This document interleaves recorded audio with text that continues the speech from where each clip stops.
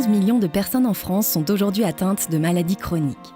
Des études scientifiques prouvent que la pratique d'une activité physique modérée et régulière améliore l'état de santé et complète efficacement un traitement médicamenteux.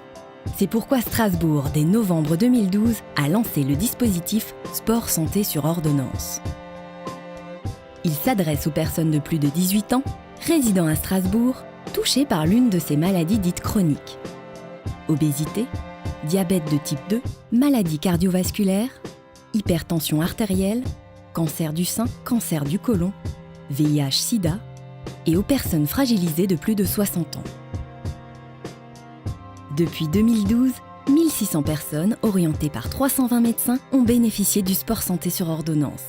700 personnes sont actuellement actives.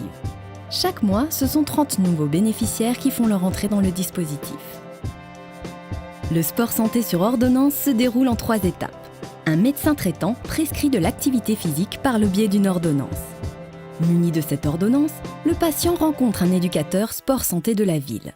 Ensemble, ils déterminent les 2 activités physiques les plus adaptées. Marche nordique, aquagym, aquamarche, rameur, karaté, basket, badminton, vélo, roller, qigong. C'est gagnant-gagnant, c'est gagnant pour le patient, mais c'est gagnant par la sécurité sociale, parce que M. n'a pas de complications de son diabète. Et on peut espérer qu'il en ait le moins possible et le plus tard possible s'il continue à être dans le médicament. Et pour d'autres, dans d'autres maladies, on peut même diminuer, voire arrêter les médicaments, par exemple dans le diabète dit de l'obèse ou dans l'hypertension artérielle. Et donc ça, c'est gagnant pour la sécurité sociale.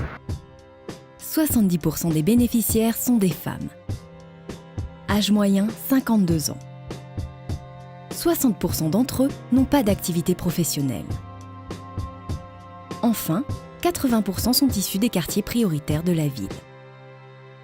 Le dispositif Sport Santé sur ordonnance dure jusqu'à 3 ans. Pendant la première année, il n'entraîne aucun frais pour l'usager. Ensuite, une participation financière lui sera demandée en fonction de ses revenus.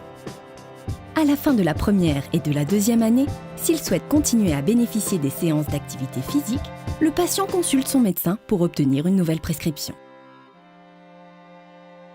2 tiers des activités physiques sont encadrées par les éducateurs sport santé de la ville.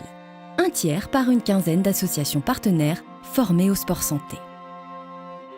Bon, c'est des tests qui peuvent paraître simples et naïfs, mais ça peut nous donner des indications dans ce qu'on va proposer après. Parce que si la personne n'est a priori pas dans un état stabilisé au niveau lombaire, je sais qu'il y a des pratiques qu'il va falloir qu'on évite ou d'autres qu'on va essayer de plutôt favoriser. Le sport santé sur ordonnance se pratique partout. Parcs, parcours vite à boucle, gymnase, piscine, dont les bains municipaux, véritables lieux dédiés au sport santé. L'évaluation médicale a démontré que le dispositif permet une amélioration de l'état de santé. Perte de poids, baisse du diabète, baisse de l'hypertension artérielle, amélioration du souffle, réduction des chutes et baisse de la consommation de médicaments.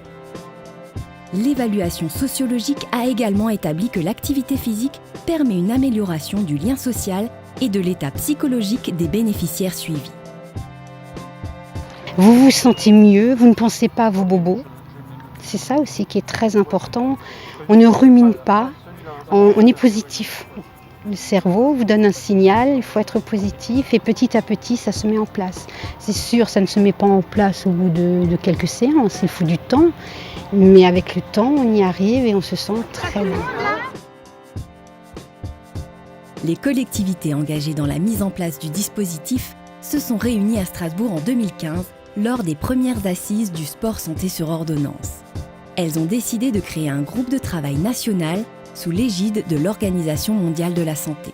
Concrètement, ce réseau leur permet de débattre, d'échanger sur les bonnes pratiques et les difficultés, de valoriser les expériences de terrain.